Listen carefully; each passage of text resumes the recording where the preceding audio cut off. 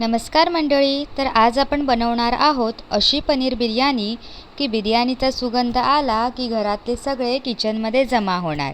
एकदम fluffy rice, मसालेदार पनीर आणि वाह वाह काय तो सुगंध.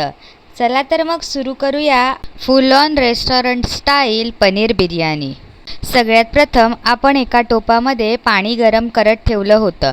त्याच्यामध्ये सगळ्या प्रकारचे खडे मसाले व कापलेल्या 2 लिंबूचे स्लाईस ॲड करून घेतले आहे. आता हे पाणी थोडंसं उकळल्यानंतर ह्याच्यामध्ये आपल्याला बासमती राईस ॲड करून घ्यायचा आहे. हा राईस अर्धा कच्चा असा शिजवून घ्यायचा आहे.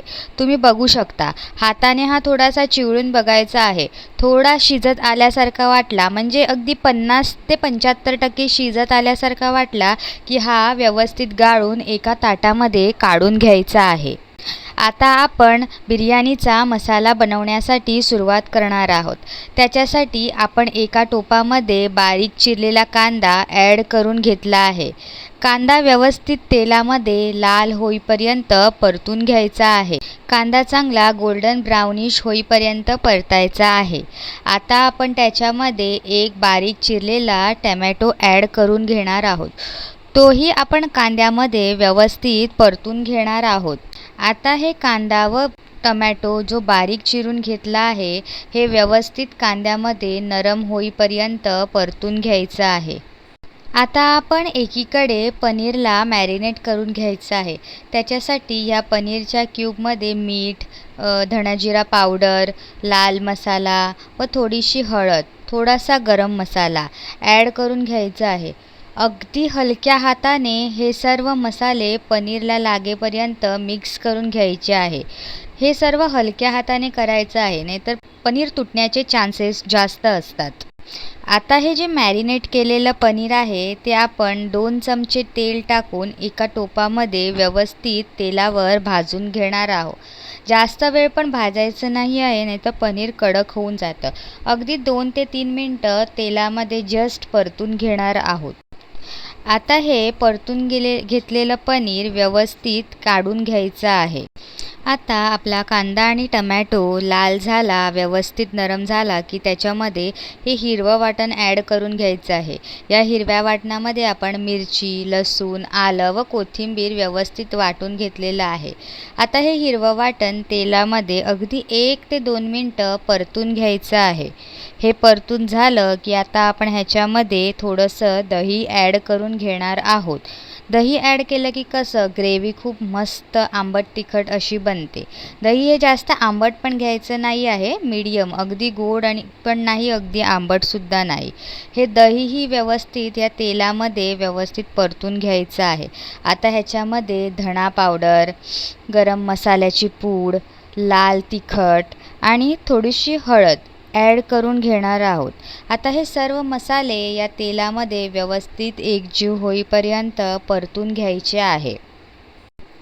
आता हे सर्व मसाले परतून झाले की हा आता आपण शाही बिर्याणी मसाला घेतला आहे, तो देखील आपण ह्या मसाल्यांमध्ये ॲड करून घ्यायचा आहे. हा मसाला ॲड केला की वा वा वा काय घरामध्ये एकदम सुगंधच पसरतो मसाल्यांचा. आता ह्याच्यामध्ये चवीनुसार मीठ ॲड करून घ्यायचं आहे. मीठही व्यवस्थित मसाल्याला लागेल अशा प्रकारे व्यवस्थित परतून घ्यायचं आहे. आता आपण हे जे भाजून घेतलेलं पनीर होतं ते ह्या मसाल्यामध्ये व्यवस्थित ॲड करून घ्यायचं आहे व हा मसाला या पनीरला लागेपर्यंत व्यवस्थित पनीर त्या मसाल्यामध्ये परतून घ्यायचं आहे. 1 ते 2 मिनटं पनीर परतून झालं की त्याच्यामध्ये थोडंसं पाणी ॲड करून घ्यायचं आहे, जेणेकरून ग्रेव्ही थोडीशी पातळ होईल व जो आपला मसाला आहे आणि पनीर आहे तो थोडंफार शिजण्यासाठी मदत होईल. आता वरतून बारीक चिरलेली कोथिंबीर ॲड करून घ्यायची आहे. 3 ते 4 मिनटं थोडासा मसाला शिजल्यानंतर आता हा जो आपण अर्धकच्चा भात शिजवून ठेवला होता तो आपण ह्या मसाल्यावरती व्यवस्थित लेयरिंग करून ॲड करून घ्यायचा आहे. सर्व भात व्यवस्थित पसरवून ॲड करून झाला की ह्याला आपण एक झाकण ठेवून व्यवस्थित वाफवून घ्यायचं आहे.